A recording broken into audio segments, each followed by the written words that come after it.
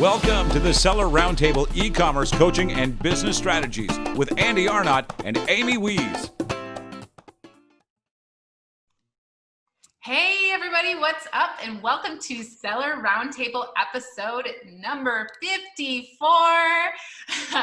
Andy is out today, but you have your co-host, Amy Wees, here. And I am here with my dear friend and motivator of all things, Miss AJ Smit. Welcome, AJ.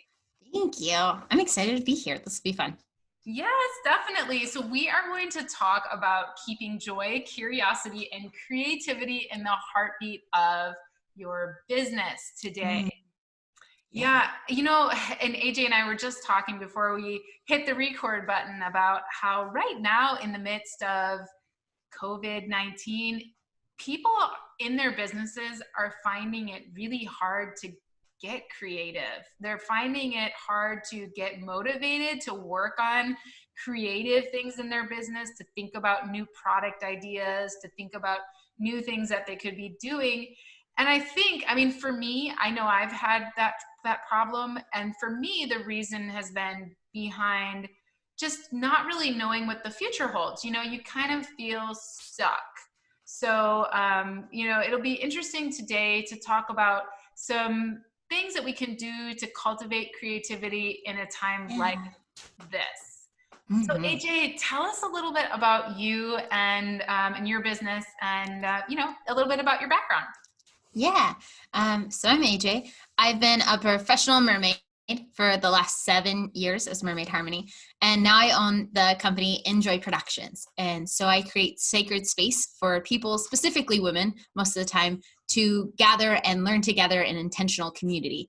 Usually this looks like red tents, like one evenings, or we do soul art workshops, which is kind of like a paint and zip, but like meditation. And then you paint what you have.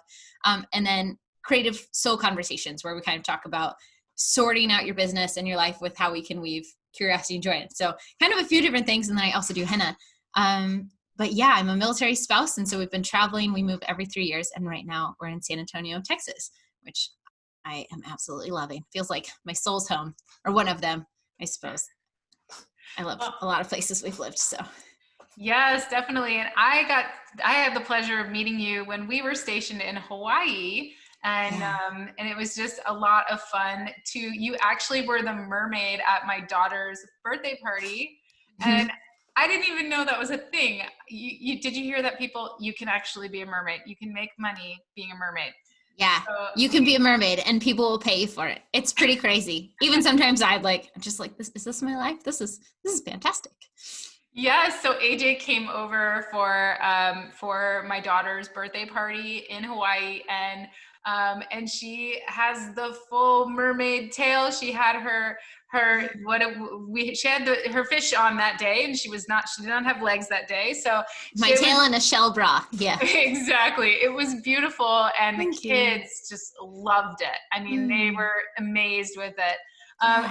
And I love to see how you've taken that creativity of being a mermaid into this inspiring women, you know, and now you started doing these red tents, and I went to one of your red tents, and it was just such a cool experience because it was just a safe place for women to connect and to talk about whatever, you know. It wasn't about worrying about all the things we have going on in our lives. And, you know, us women, we kind of get into this thing where we kind of take care of everybody and worry about all the things. So, you know, I really enjoyed kind of being in that environment and connecting with other women without feeling all the pressure of needing to do all the things or have or be somebody, right? So I love that. Well, tell us a little about, you know, you also spoke at our Inspire conference, and you talked about really just kind of giving yourself permission to be who it is that you're going to be. So how are you coping right now with everything that's going on with coronavirus, and how are you able to continue to be creative? Yeah. Oh, so many questions. I love it. To answer your first question you asked me about mermaiding translating to here, and then I'll hit the corona one if that works for you.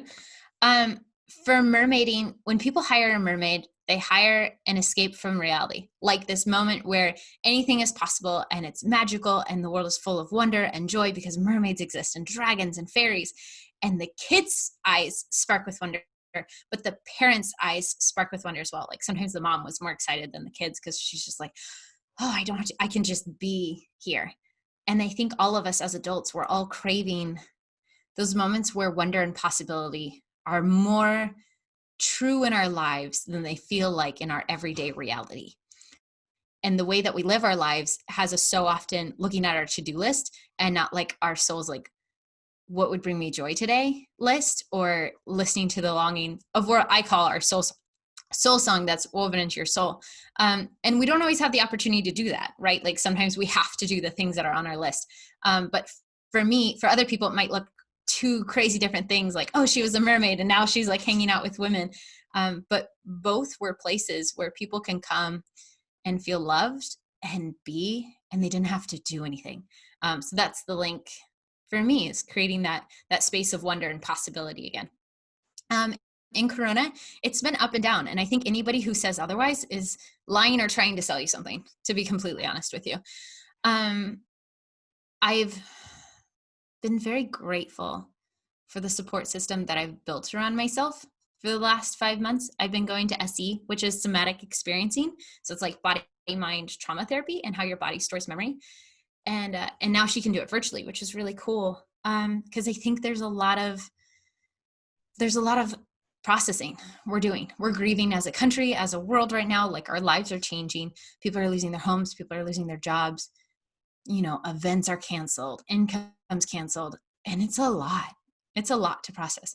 So even though I can take my red tents online, and I'm doing, weekly online red tents, we have a different theme as my way to kind of like give back, to hold some support for people to process.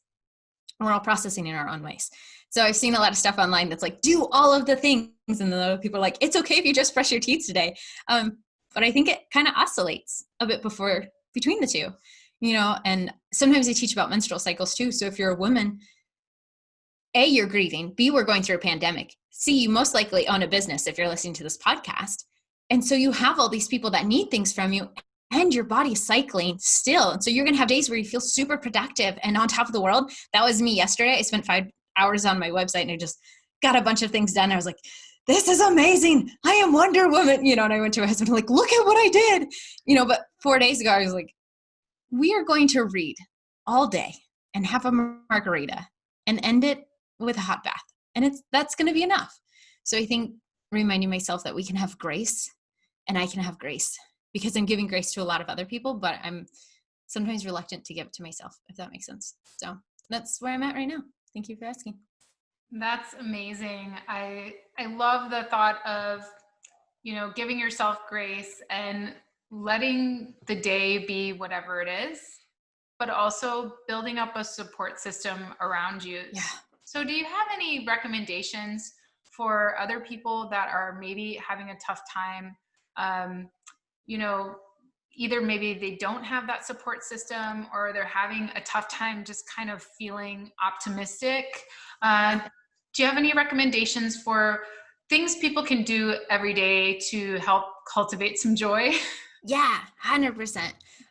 So I have a couple tools that I use every day that help me feel like I can show up to the best of my ability, or even if not to the best of my ability, but that it's going to be okay. The first one is I kind of have like an ish morning routine. Sometimes it takes me an hour. Sometimes it takes me 3 hours. Sometimes I finish in the evening and I'm like, details. But I write morning pages, which is based off of this idea from the artist way, because the way our brains work is we're constantly processing information, right? And our brain's holding on to things like, you can't forget about this, you can't forget about this, you can't forget about this. And if you think about it, if you're just like loading your laundry basket with all of the things, eventually you're going to have an overflowing laundry basket. And then somebody's asking you to focus on something. And you're just like, I have so much. I can't even think straight right now. Why are you asking this of me? And so morning pages is 3 pages of free writing in the morning, like one of the first things you do. I keep mine by the side of my bed, and sometimes it's in my office. So sometimes I do it in bed, sometimes I do it in office. This is not a perfect thing that anybody does perfectly. And you just write, and you don't censor yourself, and you just let whatever comes out on paper come out on paper. And sometimes you're kind of thinking about your day, or you're writing, this is so frustrating, I hate morning pages. What am I doing? I usually like to write, this is from the Start Today journal by Rachel Hollis, excuse me, where she has you write 10 pieces of gratitude. So I write those every morning of something in the last 24 hours that I'm grateful for. And then 10 goals written in present form. And so those two things kind of get me present and in my body of like, okay, this is where we're at in this moment. Here's what today looks like. Here's my goals. And sometimes the goals seem very far away, like especially during Corona, like there's things in my business and I'm like, yes, I'm going to accomplish this. And I'm like, can I just wear my pajamas today? So, sorry, you might hear my dogs. Do you want me to like move them? Are they like, sorry. They're like fighting right now? Can you hear them? Hilarious. Yeah. Let me put them, Yeah, I'm sorry. No, it's okay. So as far as writing in a journal every day, I definitely do that during my meditation time to, no problem. I definitely do that during my meditation time to really,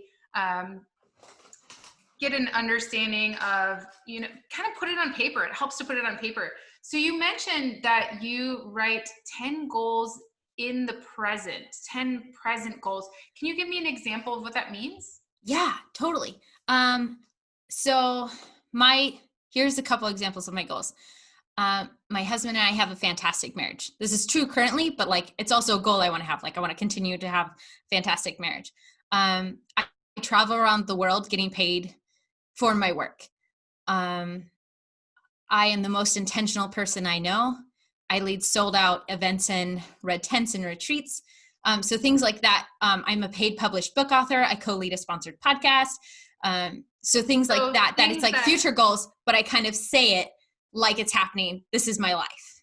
Got it. Oh, yeah. I was watching the movie The Secret the other day, and I know it's a book as well. And it talks about the law of attraction and how if you have a goal of something, you need to write it down, hence writing pages, right? Yep. But then the other thing is really visualize it like it's already yours, like you already have it. Because if you're wanting after it, if you actually can visualize it already being there, you kind of put yourself in that moment. So I love how you're like, I am a published author and I am these things. And and even if you are already those things, but you're maybe wanting to level them up, like I want to sell out, like instead of saying, I want to sell out my next event, you say, no, I do sell out events. Yeah. That's what I do. Yeah. Right? And I think manifestation gets a lot of flack, and I give it a lot of flack too. But it's because people think like if you just imagine it, it'll happen. But like what happens in your brain is like you're visualizing this, you're writing it down, and then you're like, there's a disconnect between what's happening in my life right now and what I see. What are the steps to do that? So it's kind of like this incentive too of like, this is where we're moving forward, because you could go any which way. So it's kind of keeping you on track of like, this is what we're moving forward. This is why we're showing up today. So I write that first in my morning pages, and then I just free write the rest because it helps kind of fill up a page. So you said it's 3 pages, and you start 3 pages of free writing, and my journal is this size. Okay. So it's just 3 pages. And you start with 10 things that you're grateful for. I do personally. You don't have to, but I think it's very helpful. That's just your starting with gratitude. Thinking, wow, like I'm lucky for all of these things in my life, right? I'm happy to have all these things. And then you personally then move on to 10 goals. Yes. That are present.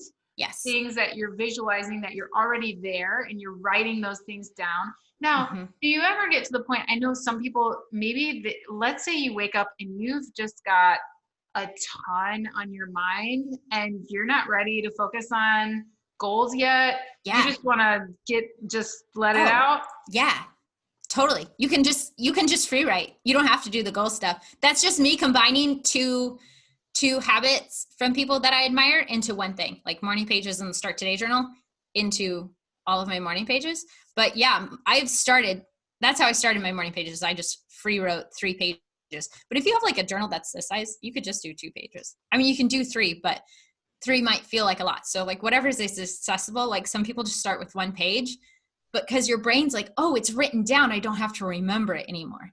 And it's not like anybody's reading it, and it's not a journal. Like this isn't supposed to be fancy, like on December 31st, we had this wonderful, I mean, you can write that, but that's not the intention, right? The intention is just brain dumping so that you're like, oh, okay, I'm open. I can kind of take stock of what's around me and be present today and not having to remember all the other things. So that is a way of kind of offloading. And then, and how does that help you in cultivating joy? Yeah. Helps me cultivating joy because a stressed mind is not much help in cultivating joy.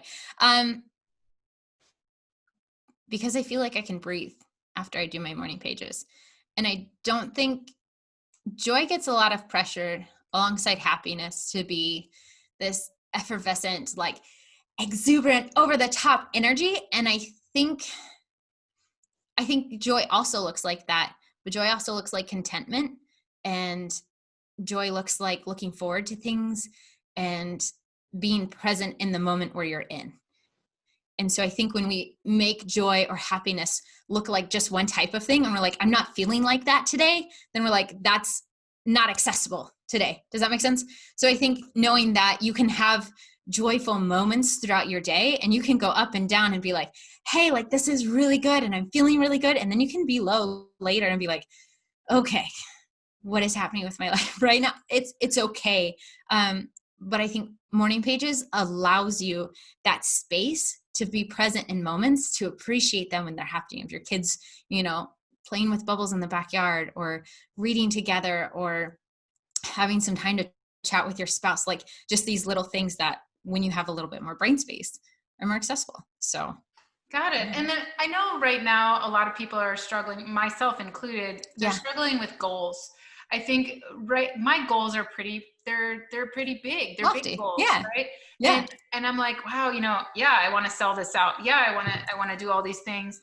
But right now during this time, I found it helpful to make smaller, more accessible goals for me. Okay, I'm not really into dreaming about selling out this event that I don't even know is going to happen, but I could be excited about just getting this done today. Like, what's one thing that I can get done today that I can get, that I would be happy if it got done, So I would say, like, along with the big 10 goals, like being present in your goals, don't forget about like the smaller goals, right? Do you do that sometimes? Like, do you just put like your top 10 to-do list? That was actually a really gorgeous follow through. What do you call it? Segue. Because that was going to be my second thing. Is I know it's Rachel Hollis again, but it's been saving me lately, this priority planner, because she has you write, you have your big goal. So you pick one of your top 10, and then you pick 3 things that you can do today. What are 3 things on your plate that you need to accomplish? And if those 3 things happen, you had a successful day. If those 3 things don't happen, you also had a successful day. Like, you had a day, right? Like, either way you cut it, you making it through right now with where we're at in the world, you making it through each day and choosing to show up, choosing to get out of bed, that's a win. Period. End of sentence. Like, there's a lot of guilt going around. We don't need to wear guilt or shame cloaks. Like, we just don't have time for it. We don't have time for it.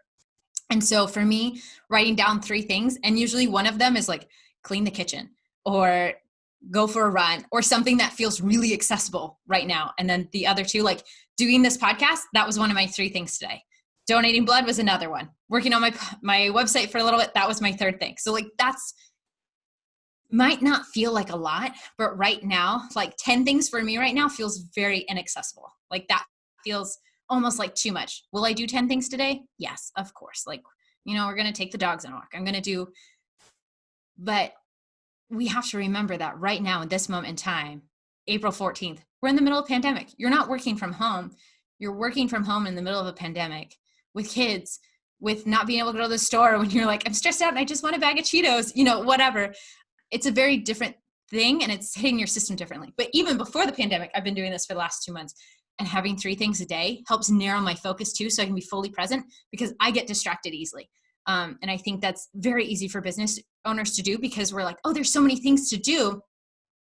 Barbara, yes, but not all today. We cannot do everything today. That's why God made assistants. But thank goodness for you can do 3 things today. And what are those most 3 important things? Maybe right now your business takes a back seat because you're trying to be present for your family and keep everything together. Like, that is okay. It's okay if your business is not growing in the middle of Corona. Like, on a podcast, they were just saying, like, focus on what you can pivot and like put your attention towards that right now. Like, if you're doing the business stuff, like, just assume this is going to last longer than it is. Because if you think like, oh, this will be done in a month, and then it's not, and you haven't planned ahead, that's going to hurt. So it's kind of like, think worst case scenario with your business, and then you can plan accordingly. So that's kind of how I've been operating lately, is like, okay, if X happens, how am I going to react? How am I going to show up? How can I help my people who follow me and who are in my community? Like, what can I do for them? And so that's how I've been doing my best to show up as a business owner as well.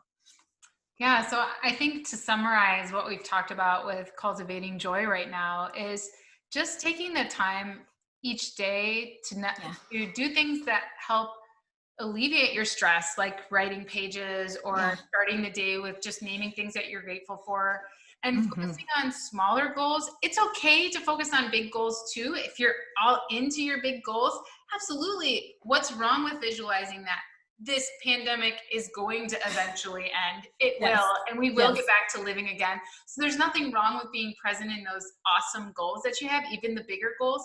But then it's also really great to make smaller goals that are very achievable and accessible. And I think something that you said that really, I think, will resonate with a lot of people and resonates with me is be present in the moment and let whatever it is be. Don't hold joy over your head and feel like, oh no, I have to have happiness, and I have to feel a certain way, and I have to, it's okay to be sad. It's okay to be happy. It's okay to, and just finding little moments where, wow, you know what? I feel better. I wrote some stuff down, got it off my plate. I'm going to get a couple of things done today that are accessible to me right now. And I'm going to be okay with that. And if today is a Netflix day, today's a Netflix day. If tomorrow's a super productive day, yay for that too, right? Thanks for tuning in to part 1 of this episode. Join us every Tuesday at 1 p.m. Pacific Standard Time for live Q&A and bonus content after the recording at sellerroundtable.com. Sponsored by the ultimate software tool for Amazon sales and growth, sellerseo.com and amazingathome.com.